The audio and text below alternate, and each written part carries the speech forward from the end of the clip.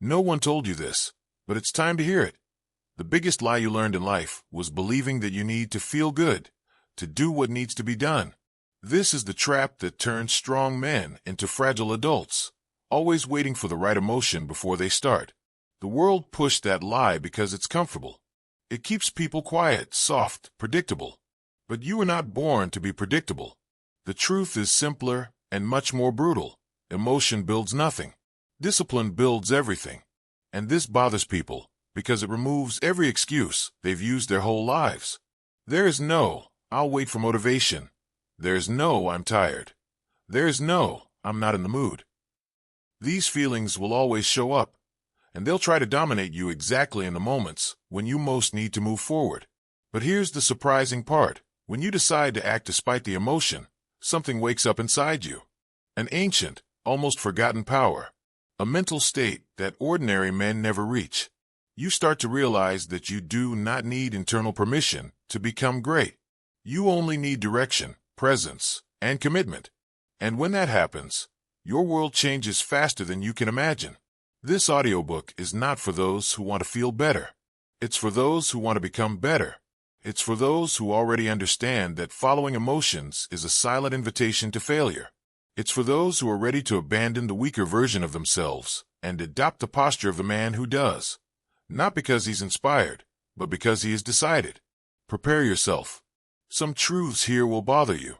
Others will free you. But all of them will transform you.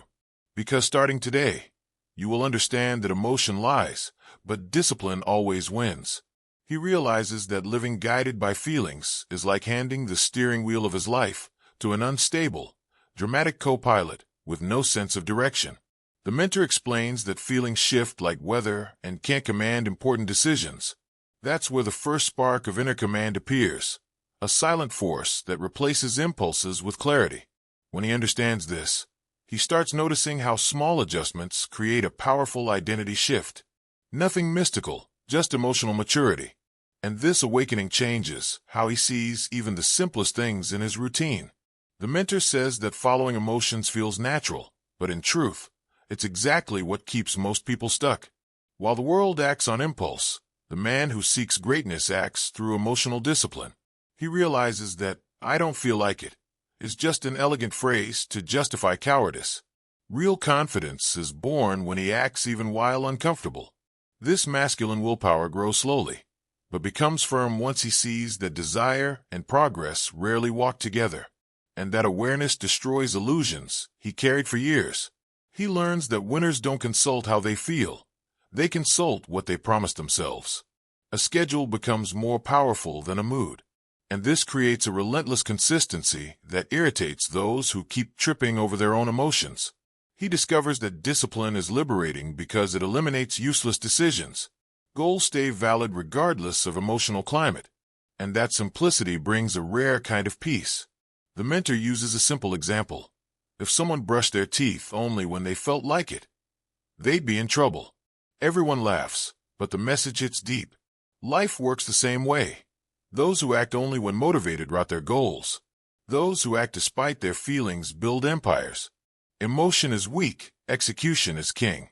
And in that, the identity shift starts taking form like new skin growing under the old. When he starts observing his emotions with distance, he sees they're dramatic, exaggerated, and very convincing. It's almost funny how many times he fell into internal traps like, "Rest today. You deserve it." The mentor explains that this kind of thought steals his future, and that's why inner command must take the throne. He learns to ask, "What needs to be done?" instead of, "What am I feeling right now?" That simple switch changes absolutely everything. In just a few days applying this, he notices something curious. Correct action creates the right feeling, not the other way around. When he trains without wanting to, the energy appears later. When he studies without motivation, the focus emerges during the process. He understands that feelings learn through the example of actions. This principle is the backbone of emotional discipline. Nothing mystical, just brutally effective emotional re-education. The mentor mentions great names to prove that no one wakes up motivated every day. Kobe Bryant trained because he decided, not because he felt like it. Jocko Willink wakes at 4 a.m., because he chose to, not because he wakes up radiant. Their masculine willpower doesn't come from feelings. It comes from posture. And if these giants build greatness by ignoring emotions, who is he to do differently? He starts to see that feelings are like clouds. They appear, disappear, shift, return. But the goal is the sky, always constant. So, why live staring at clouds if the mission demands looking toward the horizon? The mentor says that relentless consistency forms through this, keeping the focus on the plan, not the emotional weather. And the student begins to see his life with a clarity that very few ever achieve. The most dangerous moments are when he feels too much. He feels lazy, doubtful, afraid, and almost always, those feelings show up when he's about to grow. That's why the mentor says the inner enemy is strategic. It attacks precisely when he's close to breaking a limit. Emotional discipline is needed not to fall into this trap, and the lesson begins to sink in. The mentor explains that following feelings creates self-pity, one of the most destructive drugs of the human mind. Self-pity makes a man believe nobody understands, nobody helps, nobody sees my effort. But the mentor shatters the illusion. Nobody needs to see. You need to act. That's where he sees the power of inner command. When he acts without an audience, progress becomes inevitable. That realization shows him who the real problem was. When the student tries to justify failure by saying, "I wasn't feeling well," the mentor responds with brutal calm. "Who told you that feeling good is required to move forward?" That line hits like a slap. He sees that waiting for his mood to improve is like waiting for traffic to disappear before living. Life demands movement even in storms, and accepting that wakes a new, silent masculine willpower inside him. He begins applying small practices to strengthen inner command, reading 10 pages even without mental hunger, taking cold showers just to prove who's in charge, studying finance when he'd rather escape. Each micro-victory strengthens his emotional discipline, and each demonstration of self-control creates a quiet identity shift. Small victories mold great men. Results start appearing, discreet but real. He sees that feelings were just veils covering his potential, not impenetrable walls. And that's liberating. His masculine willpower grows because he discovers he doesn't need to destroy emotions, just lead them. From that point on, he no longer fears feeling weak. He only fears obeying that weakness. The mentor shows that every man has two versions inside, the one who feels too much and the one who acts despite the feeling. And each day, he must choose which one he will feed. This creates radical responsibility. No external blame, no third parties, just him, the plan, and the execution. This level of brutal sincerity creates almost automatic, relentless consistency, and it transforms his mornings. Now that he sees feelings for what they really are, suggestions, not commands, the mentor knows he's ready to face the next enemy. One even more silent, more seductive, more destructive than unstable emotions. An enemy so familiar that most men don't even recognize it as a threat. Comfort. He begins to notice that comfort was never a friend. It was always a smiling traitor. The mentor says comfort is like quicksand, soft at first, but deadly if you relax too much. When he understands this, he sees how every just today stole months from his life. It was the skipped workout, the snooze button, the food he said he wouldn't eat. These tiny details, repeated, shape weakness. And this awareness creates a new kind of discomfort, the discomfort of clarity. The mentor explains that comfort is dangerous because it looks harmless. It arrives gently, whispering, "You deserve rest," when in reality it just wants to steal momentum. The student realizes comfort doesn't destroy all at once. It destroys slowly. That's its method. This perception sparks an identity shift inside him, because he starts seeing his routine with new eyes. He sees that his setbacks didn't come from major failures, but from small concessions. Comfort is the great thief of time, and worse, the thief of ambition. The mentor says many men become shadows of who they could have been because they surrendered to comfort. It's a silent invitation to mediocrity. Masculine willpower grows weak when a man lives chasing softness. He realizes he needs friction to grow, and he understands life demands toughness not out of cruelty, but out of formation. He observes that every significant breakthrough in his life began in uncomfortable moments. The hard decision, the tense conversation, the heavy workout. Nothing extraordinary was born on a cushion. Everything came from pressure. The mentor says discomfort is where a man finds his character. With the right emotional discipline, he sees discomfort not as punishment, but as invitation. Declining that invitation is declining evolution. As he analyzes his routine, he realizes comfort was present in every crack. It was the 5 more minutes that became 15. It was the extra snack he swore he wouldn't eat. It was the workout he skipped because it was cold. The mentor explains comfort whispers, but progress speaks loudly, only for those who choose to listen. This awakens a need for inner command, and this gradually reshapes his mindset. The mentor challenges him. If you want a soft life, accept weak results. That sentence echoes in his mind. He sees that comfort doesn't want him to lose everything. It wants him to lose rhythm. And when you lose rhythm, you lose yourself. This reflection is brutal, but necessary. He begins to intentionally test discomfort to build his masculine willpower. And each test reveals he was always stronger than he believed. He starts to distinguish between rest and comfort. Rest recovers, comfort weakens. Rest is strategic, comfort is indulgent. The mentor makes clear that rest is part of discipline, but comfort is sabotage disguised as kindness. This distinction gives him emotional clarity. Now he sees why so many men stagnate, and this clarity ignites a subtle new drive within him. When he faces voluntary discomfort, a heavier workout, a cold shower, studying when he wants to relax, he notices a powerful side effect: self-confidence. Each act proves to himself that inner command is in control, and real confidence comes from that, not from motivational phrases. This creates a consistent identity shift. He starts to see himself as someone reliable to his own future. The mentor says comfort creates a dangerous illusion of safety. It feels safe to stay in the same job, same routine, same habits. But that safety is expensive. It costs potential, ambition, and growth.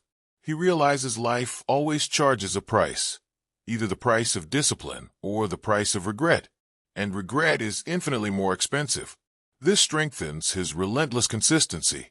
He recalls situations where he chose comfort and lost opportunities. The gym he stopped attending, the project he never finished, the skills he never developed because he was too lazy to try. Each memory is an uncomfortable reminder, but the mentor says discomfort is good. It's a sign of life, and that discomfort awakens a dormant masculine willpower inside him. He sees he was living far below his own capacity. Slowly, he understands comfort is not the absence of pain. It's the absence of evolution. It's an anesthetic that prevents a man from growing, and anesthetized men lose the sensitivity of their own soul. The mentor explains discomfort is fuel for action. The more discomfort he allows, the stronger his internal roots become. This prepares him to move forward consciously. He learns to see comfort as an intimate enemy, one that smiles while weakening him. So he begins to build emotional armor.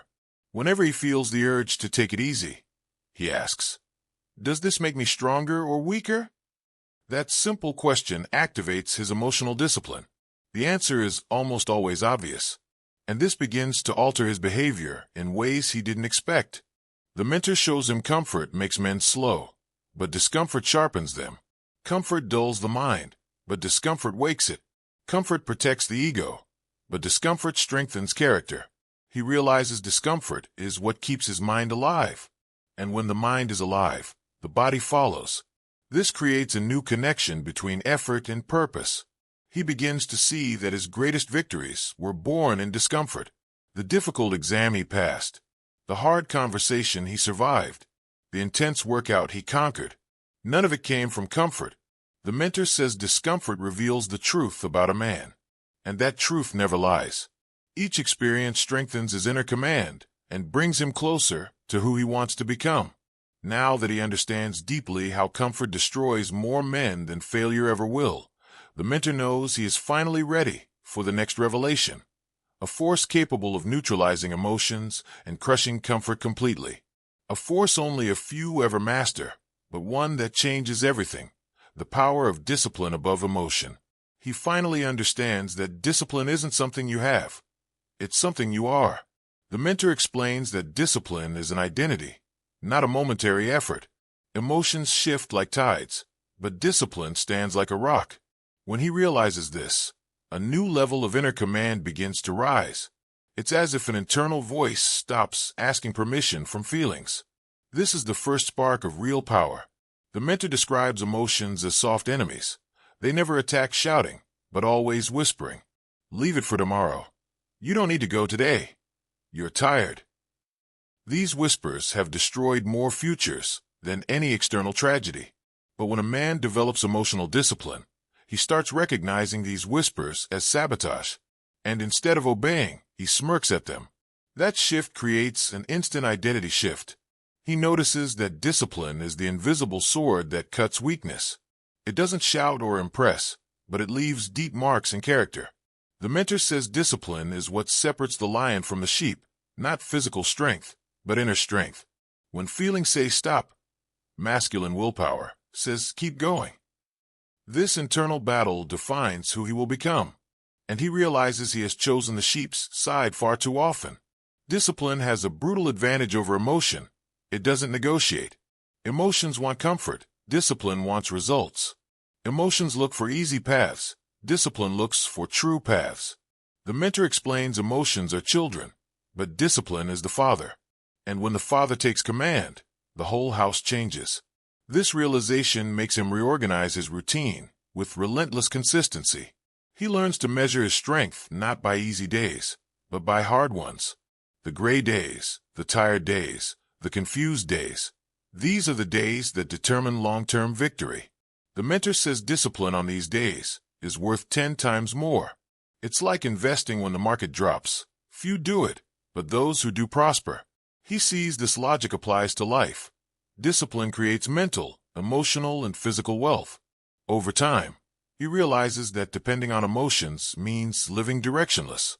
Any wind changes the course. Any inconvenience becomes a reason to quit.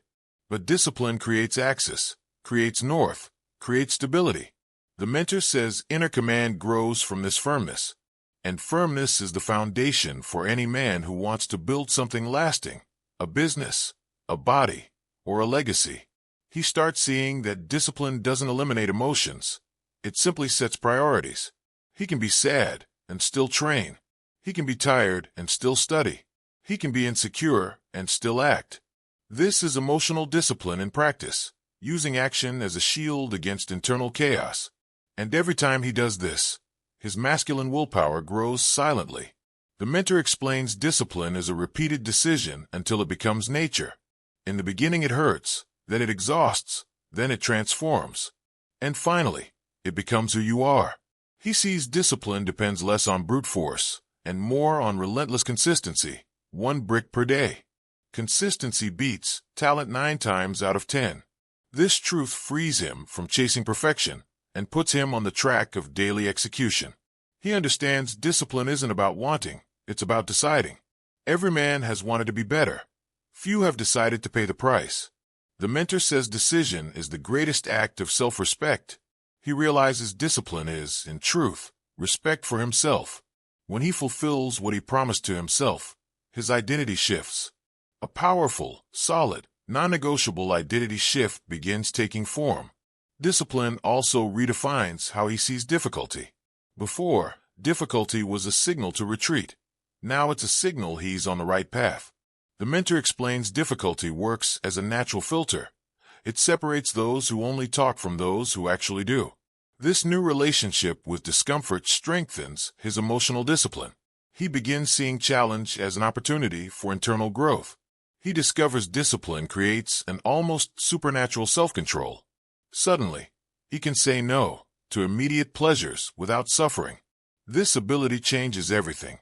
The mentor says this level of control is the base of masculine willpower. And through this he sees discipline isn't a prison, it's freedom. The weak obey emotions, the strong command themselves. Gradually, he realizes disciplined men are not at the mercy of their moods. They wake up already knowing exactly what needs to be done. This clarity is worth gold.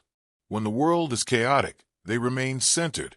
The mentor says discipline creates emotional protection, like internal armor that keeps him from being dragged by his own mind. And this gives him a type of security he has never felt before. The mentor gives a simple example. Someone who trains every day doesn't need to decide whether they will train. It's already decided. He sees this eliminates mental fatigue.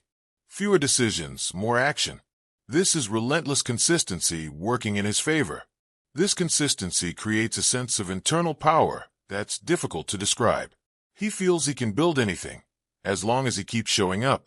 As he sees the cumulative effect of discipline, he realizes he has become more stable, more firm, more aware. Life feels less chaotic when you rule over your emotions.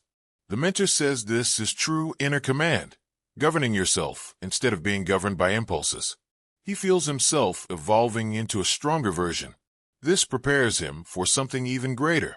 Now that he understands discipline is the sword that cuts weakness, the mentor knows he is ready for the next transformation, a deeper, more extreme, more challenging one. A stage where a man stops being just disciplined and becomes something colder, sharper, unstoppable, a machine. When the mentor speaks about becoming a machine, he isn't telling the man to lose emotion, but to stop being driven by it. The machine represents precision, focus, and execution, three qualities that change any destiny. He realizes the machine doesn't hesitate, doesn't dramatize, doesn't ask if it feels like doing the work. It just does. And within that idea lives one of the greatest powers of inner command. The machine acts because it is programmed to win. He starts to understand that the machine doesn't wait for motivation. It operates independently of emotional climate. This is emotional discipline in its purest form. While most people need to feel something before acting, the machine simply executes the next step. There are no negotiations, no dramatic pauses, no confusing internal dialogues. The machine is objective, and that simplicity destroys resistance. The mentor explains that becoming a machine means building a personal system so strong that not even laziness can break it. He realizes relentless consistency emerges when action becomes the default, not the exception. The machine functions every day, not just when the mood cooperates. And that steady rhythm begins to shape a deep identity shift. He no longer behaves as he used to, even when he tries. The machine also represents coldness in the best sense. Emotional coldness, strategic coldness, executional coldness. It's not lack of soul, it's focus. He realizes that many of his defeats came from excessive sensitivity, doubt, and internal oscillation. But the machine doesn't oscillate. The machine maintains direction. This steadiness forms a nearly unbreakable masculine willpower, a force the world instinctively respects. The mentor says men who operate like machines have a desperate advantage over the rest. They do more in silence. While others ramble, stall, complain, and justify, the machine advances. It accomplishes 2, 3, 5 times more in the same period. And that accumulation of action creates absurd results over months. He sees the secret was never intensity. It was continuous operation. He begins structuring his routine like a machine. Fixed schedules, non-negotiable commitments, clear tasks. This reduces mental fatigue and keeps him on the right path. The machine doesn't overthink. It follows the design. And when that design is well built, it eliminates 90% of distractions. He notices his mind feels lighter when there are fewer decisions to make. That is inner command applied. The mentor shows that the machine doesn't seek validation because it doesn't need it to function. It operates even without applause. He realizes that seeking emotional validation is a disguised prison. When he learns to act silently, regardless of external opinions, his emotional discipline strengthens brutally. His steps become firmer, quieter, more certain. He notices machines don't complain, don't create excuses, and don't dramatize processes. They simply execute. This posture begins shaping his own mindset. When he removes drama from his routine, clarity is what remains. And through that clarity, he identifies what truly matters. This generates almost automatic, relentless consistency. He no longer thinks about stopping. He just continues. The mentor says the machine doesn't wait to be ready. It was built to learn while doing. This frees him from the perfectionism that has trapped him for years. He sees progress comes from imperfect execution, not perfect waiting. This understanding creates a powerful identity shift from spectator to operator. He stops being passive and becomes a creator. He realizes machines work through protocols, and he needs his own.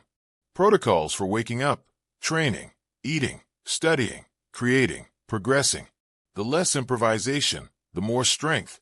The mentor explains routine is freedom when you choose the correct path. And this organization makes him lighter, more productive, and less vulnerable to his emotions. A true architecture of masculine willpower. The machine also represents resilience. It doesn't stop at the first obstacle. If a screw breaks, it adapts. If a part fails, it recalibrates. He sees that in his life, any difficulty was already a reason to quit. But now the logic shifts. Difficulties become adjustments, not surrender.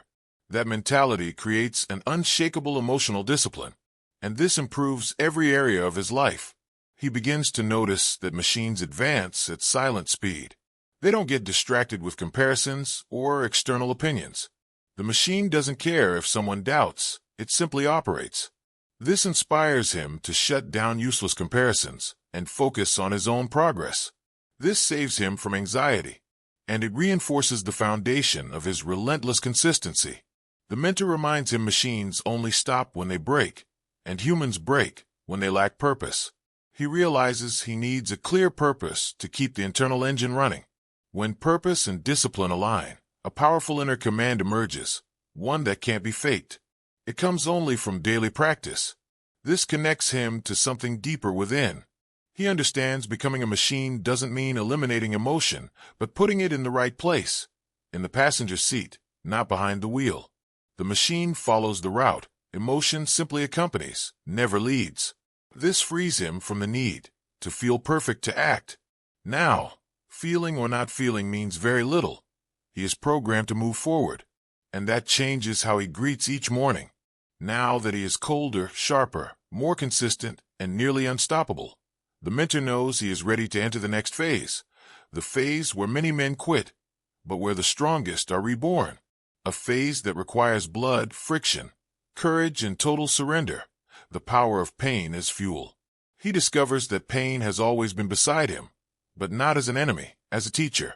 The mentor explains pain teaches what comfort never could. Every uncomfortable moment reveals a piece of the man he still didn't know. When he faces pain directly, he sees it didn't come to destroy him, but to shape him. In this collision, a powerful identity shift begins. Pain has always been the fire, and he has always been the metal. The mentor says weak men run from pain because they believe it diminishes them, but strong men walk through fire because they know that's where character is formed. He realizes every true breakthrough in his life came after a period of pain, a breakup, a failure, a loss, a heavy disappointment. Pain didn't break him, it rebuilt him. This perception strengthens his emotional discipline, and he starts respecting pain. He sees that physical, emotional, and mental pain all share one thing. They reveal truth. When his body hurts during training, he discovers his discipline. When he suffers emotionally, he discovers his heart. When he faces frustration, he discovers his courage. Pain cleans, exposes, and reveals, and accepting this causes his masculine willpower to grow. It's like waking up to a territory inside himself he didn't know existed. The mentor says pain is the natural filter of greatness. Only those who withstand its heat cross to the other side stronger. He understands that if he wants an extraordinary life, he must accept extraordinary pain, not as suffering, but as process. This changes his relationship with discomfort. Instead of avoiding it, he begins seeking it strategically. This is where inner command grows deeply. He begins noticing that each type of pain carries a message. Physical pain says, strengthen yourself. Emotional pain says, heal yourself. Mental pain says, evolve. The mentor teaches him to listen rather than silence these messages. And when he listens, he realizes pain was never the problem. Resistance to pain was. This clarity opens a new path of relentless consistency. The mentor shares something powerful. Pain is investment. And he sees the truth in that. Every extra repetition, every late-night study session, every tough conversation, every decision that forces growth, all of it raises his internal value. He learns pain pays dividends in the long term, and this shifts how he acts in the present. He starts valuing difficult moments as internal assets. He also sees that pain reveals who is committed and who is merely interested. The interested run at the first obstacle, the committed continue. The mentor says this is where most fail. They confuse discomfort with a sign to quit. When he refuses to quit, he discovers a level of emotional discipline he never imagined. And that places him in the rare category, the persistent. Pain builds real confidence too. Every time he overcomes a tough workout, an emotional storm, or a mental battle, he proves to himself that he can go beyond. This proof is more powerful than any external praise. It feeds his masculine willpower, making him calmer, stronger, and more prepared for the unexpected. He starts trusting himself more than anyone else's opinion. The mentor explains controlled pain isn't punishment, it's training. Just like iron needs heat to strengthen, just like athletes need resistance to improve, just like entrepreneurs need rejection to sharpen skill. He starts seeing pain as a tool instead of a punishment. And when pain becomes a tool, it becomes a lever rather than a barrier. This creates a deep identity shift. He notices that every time he overcomes pain, his tolerance increases. The pain that once paralyzed him now barely scares him. The difficulty that used to make him quit now motivates him. This growing tolerance makes him emotionally anti-fragile, stronger after each impact. The mentor says this is emotional discipline in its purest form, and he begins to feel proud of it. Pain also pulls him away from superficiality. When he experiences real pain, everyday irritation loses power. The mentor explains real pain puts everything in perspective. He becomes less reactive, less dramatic, less overwhelmed by small things. This frees mental energy to build rather than complain. And this tranquility strengthens his relentless consistency. He understands many men run from pain because they fear losing control. But he discovers real control comes from the ability to endure it. The mentor says the man who embraces pain becomes master of himself, and the master of himself becomes master of his destiny. This courage shifts his posture, his eyes, his presence. He no longer fears discomfort, he fears stagnation. He also learns that great works were built upon great pain. Athletes, entrepreneurs, leaders, artists, all endured brutal phases. He sees there is no greatness without scars. This frees him from the illusion of an easy life. He begins walking with a deeper, more grounded masculine willpower. Now, when pain appears, he says, "I was waiting for you." By facing voluntary pain, waking early, training hard, studying without desire, cutting bad habits, he discovers something valuable. Voluntary pain eliminates involuntary pain. The more he pays the price today, the less he suffers tomorrow. This exchange is fair. He sees discipline and pain walk together, but the reward they deliver is freedom. And this ignites an inner command that refuses to retreat. Now that he understands pain is power, and that power only grows in those willing to accept the fire, the mentor knows it is time to take him to the apex of transformation. The stage where emotion becomes irrelevant, where motivation becomes unnecessary, where only one force decides who wins and who fails, action. He finally understands a truth almost no one accepts. Action is the only real currency of progress. The mentor explains that no matter how much he feels, thinks, plans, or hopes, if there is no action, nothing changes. And that is the harsh part most people don't want to face. Action is raw, direct, and honest. It exposes who is truly committed. And when he realizes this, a new sense of inner command begins to form. The mentor says waiting for motivation is the fastest route to mediocrity. Those who act only when inspired live trapped in short cycles of enthusiasm and long cycles of stagnation. He sees motivation as a spoiled child. It comes when it wants and disappears when bored. But action is adult. It doesn't depend on mood, emotion, or timing. This understanding strengthens his emotional discipline. He learns that action creates momentum. The first step may be tiny, but it always generates internal movement. The mentor compares it to pushing a car. In the beginning it's heavy, but once it starts rolling, everything becomes easier. Relentless consistency is born from this principle. Movement creates more movement. He realizes he never had a motivation problem. He had a starting problem. When he begins acting even without desire, he discovers something shocking. Desire comes after movement. He sees action produces energy, not the opposite. This flips a belief that kept him stuck for years. Action creates clarity, focus, and confidence. It generates an identity shift where he stops being someone who plans and becomes someone who executes. The mentor says action is the great separator of worlds. In the world of words, everyone is strong. In the world of action, almost no one survives. Talking about change is easy, doing the work is rare. But he realizes that when he acts, even for 5 minutes, he leaves 90% of people behind. This fuels his masculine willpower and keeps him disciplined. He begins to see action doesn't rely on complexity. Often the small things change everything. 10 pages read, a 15-minute workout, 1 task completed. Small action repeated becomes massive action. The mentor says people make the mistake of waiting for the perfect moment for perfect actions. But imperfect action always beats perfect intention, and this releases him from paralysis. Action also has a powerful psychological effect. It silences the mind. When he acts, there's less space for dread, fear, or exaggerated doubt. The mentor explains that an idle mind creates monsters, but a busy mind creates victories. And he feels this in practice.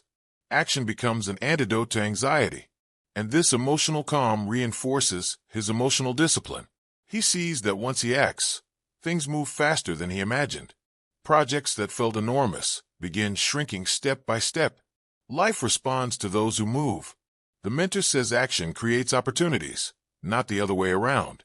This kills the old belief that things only happen for others. He now sees the world rewards movement.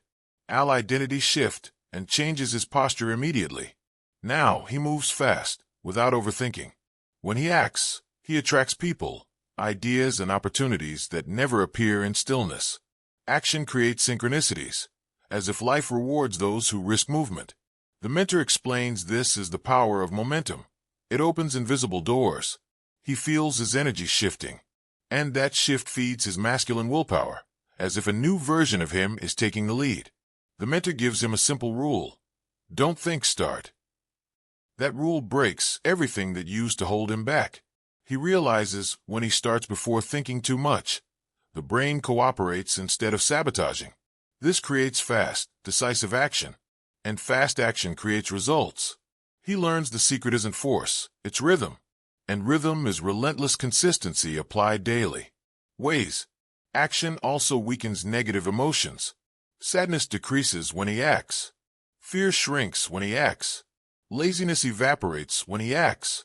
The mentor explains emotions lose power when confronted with execution. It's not about ignoring them. It's about surpassing them through movement.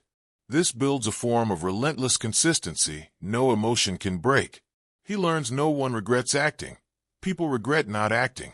The mentor makes him recall every opportunity lost because he waited for the right moment. He sees the right moment never existed. Action creates the right moment. This insight triggers a deep he sees action is the only path to the life he wants. Dreams don't fulfill themselves. They must be dragged out of the mind and placed into the real world. The mentor says every dream dies when it never becomes action. That line hits hard. He feels he can't keep living only imagining who he could be. He needs to build who he will be, with his own hands.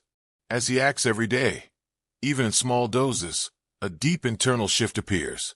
Confidence grows, clarity grows, discipline grows. He sees action builds identity. He's becoming an executor, not a spectator. This shift is solid, consistent, and impossible to ignore. Movement feels natural. Stillness feels unnatural. With this new awareness, the mentor knows he's ready for the final stage of the journey.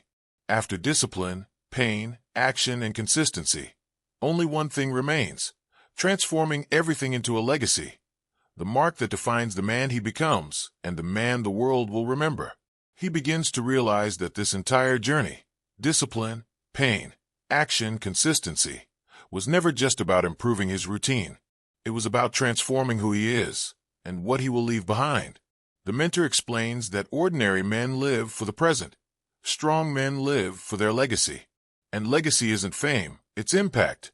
It's what remains when the body rests, but the actions continue echoing. This lights a new level of inner command inside him. The mentor asks, do you want to be remembered as someone who acted only when he felt like it, or as someone who acted because it was necessary? This question shakes him deeply. He realizes his life had been guided by excuses instead of purpose.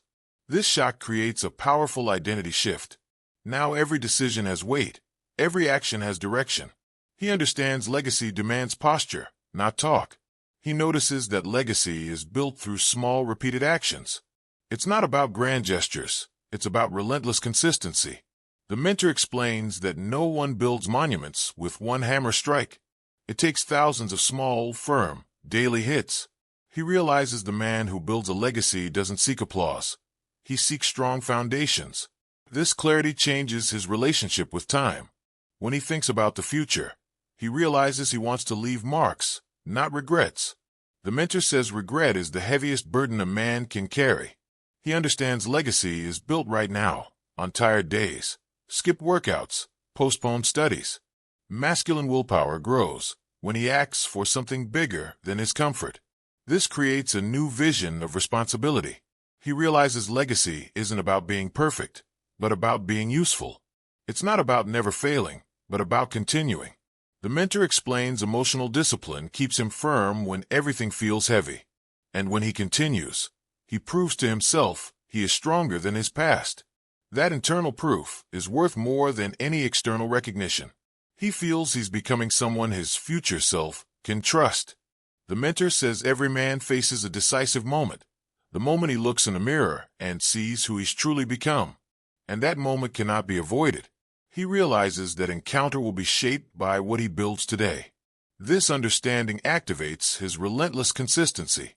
He sees he is not just living another day. He is sculpting the next chapter of his destiny. He starts to see that legacy is also about silent influence. It's the example he gives without noticing. It's the strength he shows when choosing discipline over excuses. The mentor explains people follow those who lead themselves. And that type of leadership comes from daily inner command. When he aligns with what is right, others naturally follow his energy. He realizes legacy isn't about money, but about internal strength. It's not about external achievements, but about solid character. The mentor says men who leave legacy are those who master themselves before trying to master the world. This self-awareness creates an uncommon, grounded masculine willpower. He feels he is gradually entering that rare category of men. The mentor makes him reflect on a deep question. What do you want people to say about you when you're not there? This question opens an internal void, one that can only be filled by action and discipline. He sees the world remembers builders, not talkers. This perception strengthens his identity shift and reorients his path. He understands legacy is long work, built slowly, brick by brick. But each brick requires determination. Relentless consistency becomes more important than ever. The mentor says even the great become tired, but they continue. He sees that continuing, even at 1%, is what separates the uncommon from the common. He begins respecting his own journey more deeply. When thinking of the future, he imagines children, students, strangers, people who may never meet him but will be impacted by his example. The mentor explains this is the silent power of legacy, shaping lives that will never cross yours. This understanding creates a warm, sacred sense of responsibility. He feels his life has purpose again. The mentor also explains true power doesn't come from control over others, but control over oneself. That self-control, born from emotional discipline, shapes men who inspire without raising their voice. He realizes true power is serenity, focus, presence. It doesn't shout, impose, or demand, it radiates. This radiance builds invisible bridges between people. He sees legacy isn't a finish line, but a living process. It grows as he grows, evolves as he evolves, and decays if he stops. That's why relentless consistency becomes the protector of his own legacy. The mentor says legacy requires constancy, not genius. He feels ready to commit to this long path. He also understands legacy isn't measured by today's applause, but by tomorrow's impact. The mentor explains true recognition is never immediate. It is built over years, in the silence of difficult choices. He sees he's operating at a deeper level of masculine willpower. Now, every day matters. With this new understanding, the mentor knows he is ready for the final step. After discipline, pain, action, and legacy, only one truth remains: the ultimate confrontation between emotion and discipline, the battle that defines not just achievement, but the man himself. Now that you've walked through every part of this journey, look at yourself with brutal honesty. Will you keep letting weak emotions decide your destiny? Or will you act like the man you were meant to be? Because in the end, everything you've learned here is worthless if you don't stand up tomorrow, and the day after, and turn this into living practice. Discipline only exists when you prove it through action. So let me ask you, are you going to wait for motivation again? Wait for the right moment? Or will you act now, exactly in the emotional state you're in? Will you repeat the story you already know? Or will you write a new one? Because you know the truth. No one changes while sitting still. No one evolves standing still. Life responds to those who move, not those who feel. Maybe this is the first time in a long time that truth has stirred something inside you. And this is exactly where most people give up, because change demands courage. But you're not here by accident. You're hearing this because something inside you is ready. Something inside you already knows that discipline is the only path to a life you actually respect. And now the choice is yours. Start today. Do what needs to be done, not what you feel like doing. Win against yourself when no one is watching. Every disciplined act rebuilds your identity. Every action silences a weak emotion. Every silent victory transforms you into the man you always knew you could be. And before you go, answer this. Are you ready to dominate your life, or keep being dominated by your feelings? If the answer is yes, then don't walk this path alone. Keep moving forward with me. Subscribe to the channel, turn on notifications, and continue learning, growing, and building the mindset that few possess, but everyone respects. Discipline is waiting for you, and so is your new life.